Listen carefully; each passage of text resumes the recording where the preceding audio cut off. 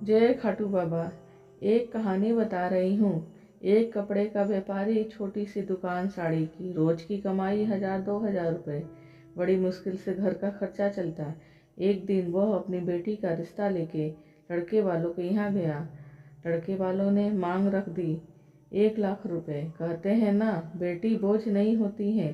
दहेज के लालची लोग बेटी को बोझ बना देते हैं। उन्होंने कहा 1 लाख रुपए 8वें दिन दे जाना, तब रिश्ता पक्का।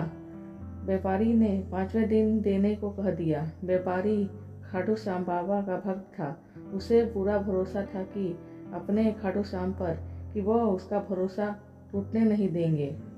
वह घर आया और अपनी पत्नी से कहने लगा, मैं बेटी का रिश्ता कराया हूँ। लड़के वालों ने 1 लाख रुपए 8वें दिन मांगे हैं।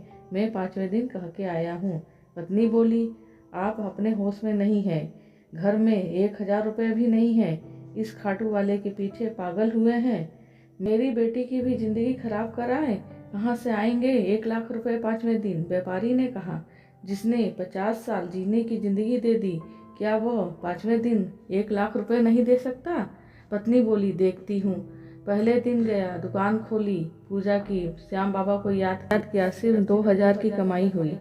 फिर दूसरे दिन दुकान खोली, फिर 2000 की कमाई हुई। इसी तरह तीसरे दिन दुकान खोली, कुछ नहीं मिला। फिर चौथे दिन दुकान खोली, फिर कुछ नहीं मिला। घर आया, पत्नी बोली, ले आए 1 लाख रुपए। वो खाना खा के चुपचाप सो गया। इसी तरह 4 दिन बीत गए।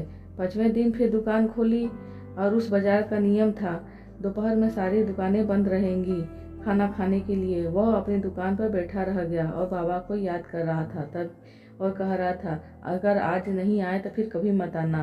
तभी एक सेठ वहाँ आया और कहने लगा कि मुझे अपनी बेटी के ससुराल वालों के लिए 3 लाख की साड़ियाँ चाहिए। आप मेरी मदद कर दीजिए, सारी दुकानें बंद हैं, मुझे 20 मिनट में लेकर जाना है।